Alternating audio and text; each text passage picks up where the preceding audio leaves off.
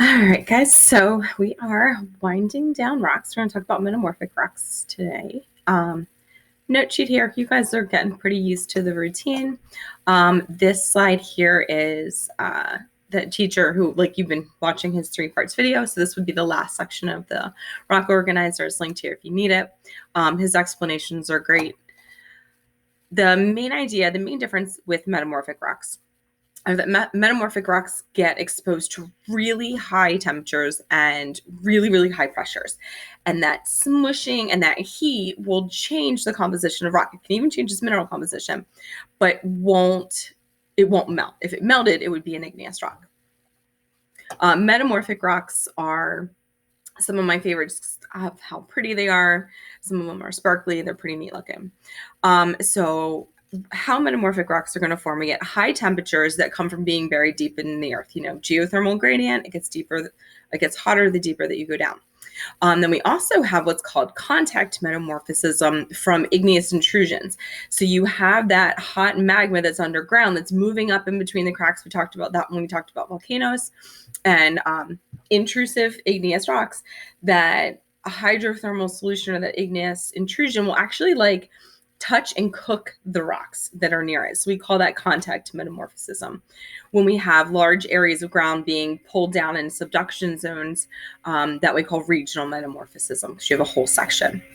High pressure can also come from deep burial because you have the weight of the rocks pushing down on it, or from compression during mountain building. So when we have that convergent, continental convergent pushing together, tons of pressure is going to grow mountains. That pressure can actually cause metamorphic rocks.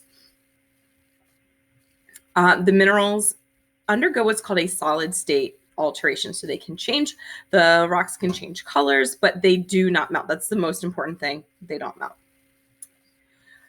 And when we are identifying metamorphic rocks, we're going to classify them as either foliated or not foliated. Foliated is here. This is a piece of gneiss, and the foliations are the lines. So think if you fold something up a bunch of times, then even if you open it back up, it'll still have those folds in it. So foliated means that it's lined or layered. Non-foliated is not only not going to have lines, but it's also going to have these really big, very pretty kind of blocky crystals. So when a non-foliated metamorphic rock is forming, the crystal size actually gets larger as it's metamorphosized. So like I said, foliated means lines. And how it gets those lines. So here's a little piece of granite. So this granite would get shoved deep down in the earth, and it would have all this pressure applied to it. And as that pressure is squeezing on it, it's getting hot, the minerals are actually able to start moving around. And those minerals would line up into these little bands. Whoa, yeah, there you can kind of see the lines. So the minerals that were in here are lined up into these bands. So if we squish granite, we get gneiss out of it. So gneiss is the metamorphic form of granite. So there's gneiss. This is in the Pennsylvania Museum. I think I've talked about that before. We're talking about igneous rocks and minerals. It's the one right next to the Capitol in Harrisburg. Schist is a very common rock around here. Wissahickon schist, as you get a little bit closer to the city, if you go to Valley Green, anywhere along Kelly Drive, anywhere really along the Schuylkill there. Schuylkill Valley Nature Center has beautiful hiking trails. There is tons of what's called Wissahickon schist because it's the Wissahickon area. And schist is really sparkly. It's really neat when it's along the water. You can really see it shimmering and sparkling. The sand then around the area kind of gets these real pretty sparkly flakes in it. And schist is when you have mica. So we looked at mica, we talked about minerals. Mica is really, really thin. It has cleavage one direction. You can actually peel off layers of this. So as this gets metamorphosized, it's going to form schist. And then slate is also extremely common in our area. If you are driving up to the Poconos, so around us, we have lots of shale. Shale can be red, it can be gray. This is Pennsylvania red shale. We also have a lot of gray shale. And this forms from clay that sits in a swamp over a really long period of time. Then it gets compacted into these real fine layers. So if you're driving up the turnpike and you're heading towards the Poconos, you notice that if you look at the window or look out the window at rocks I always do. You'll see a lot of shale, and you can see that it's like, it kind of breaks, it's kind of crumbly. And then you go into the tunnel, the Lehigh Valley Tunnel. You go into the tunnel, which goes through a mountain. And on the other side of that is the town called Slatington. So that shale got squished and exposed to really high heat pressure and got squished, and it forms into slate. That slate had the town of Slatington used to be a pretty prosperous town because of slate. It's a very cute little town. Actually, I have pictures of it somewhere in here. So this is, there's a nice hiking trail that you can walk along. It used to be the railway, but now it's hiking trails. So this is just a huge pile of slate. Slate used to be used for roofs. You could have a slate roof. We also used it all the time in school when I was in school, because that's what blackboards were made out of. And slate is not quite as common, doesn't have quite as many uses anymore. So I'm not even sure if the quarry there is still active. So non-metamorphic textures, I'm just going to like through the whole thing today. I'm not going to do like a bunch of different screencasts because nobody's watching them. Non-foliated metamorphic rocks can mean that they are kind of like a blocky, crystally shape and then come out really beautiful. So here we have marble. Marble is used in lots of buildings. It used to be used in a lot of monuments. The Washington Monument is made out of marble, but it is very susceptible to weathering, to chemical weathering from acid rain. So marble is the metamorphic form of limestone, which this is like my favorite pairing because limestone's just kind of blah, it's gray, it's ugly, it's kind of boring. And marble's like so pretty and shiny, and like that this came from this, I think is pretty neat. So marble is still used some for building materials, but like I said, it's a little more susceptible to weathering because remember that limestone is what gets dissolved by the slightly acidic water in caves. And last but not least is quartzite. So quartzite, here's my pink quartzite. Quartzite is metamorphosized sandstone. So what happens to the sandstone, remember that sandstone is a medium rock that we looked at yesterday, or a couple days ago. And that sand, when it gets heated up, gets rearranged and it forms much larger crystals. So quartzite is going to be really big, blocky crystals. Quartzite's a really neat looking rock. This is Seneca, West Virginia, and this is an area in West Virginia that has they're called fins of quartzite. I absolutely love Seneca because it looks to me like there's sleeping dragons in the hills. So as you're driving around, you're driving through town, you just see these like big rocks, fins of rocks that are sticking up. And I don't know, to me it look like sleeping dragons. You can climb this. There's actually, I think, where's the person? I think it's the person that's right there. It was really neat as we were hiking up around here. You could hear people talking and they were like way above your heads because they were climbing. So really neat. This is actually a double fin. So on the back side of it is a fin that's a little bit smaller so you can't see it. And this is in the middle of the two fins. So this here is just all quartzite that we were climbing over. And then that's kind of what the hills look like when I say like sleeping dragons. That's what I mean. Right, then, sorry guys, Nathan just walked through the room. So finishing up here, one of what I think is the coolest things about metamorphic rocks is that they can actually form gemstones inside of them. We call them a porphoblast.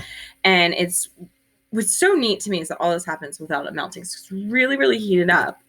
And then these new mineral crystals will grow into that existing rock. So this is called, these are garnets, which if your birthday is in January, is your birthstone. And garnets can actually grow. I have one actually. There's a little garnet. Now this one's a much bigger one than you can find in the Wissahickon Creek. They end up coming out like itty bitty little tiny. But it was just, they're so pretty. It's so cool. So this is Forbidden Drive along the Wissahickon Creek. Which is down kind of near the city, near Morris Arboretum-ish kind of. And this hike, like you like walk over these rocks and everybody was getting really frustrated with mom because I kept stopping to take pictures. Oh, it's so pretty.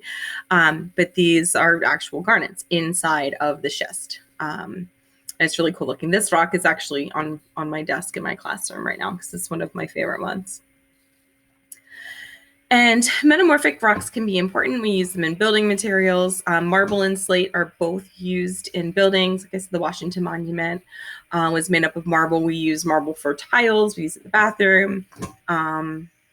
Sinks, use a lot of it. It's pretty. And slate we used to use for buildings. We used to use for roofs. This entire little building is all slate. It's so pretty. Like every little like block of it had really pretty foliations in it. This is along a trail that runs through the little town of Slatington. And talc. So talc is like one of my favorite minerals just because it's so soft and you can pet it and it's nice and calm. This sits on my office desk at home. It's what we call like our calm rock because you can pet it and calm down. It's really soft. We use it for dusting powder in medical applications. A lot of times you have like things that have to stay in glass. They can't go into plastic. So if you have glass on glass, it's not a really nice feeling. So they use it as like a dusting powder. Used to use it for babies and talcum powder. Don't do that anymore because they found that breathing in that talc dust can be dangerous. Soapstone is metamorphic talc. This is actually like most of my bathroom is made out of soapstone. So this isn't my bathroom, but it's a really pretty like bluish greenish. It can have like mica and gold and other things running through it. So when it gets wet or oiled, it turns this really dark green.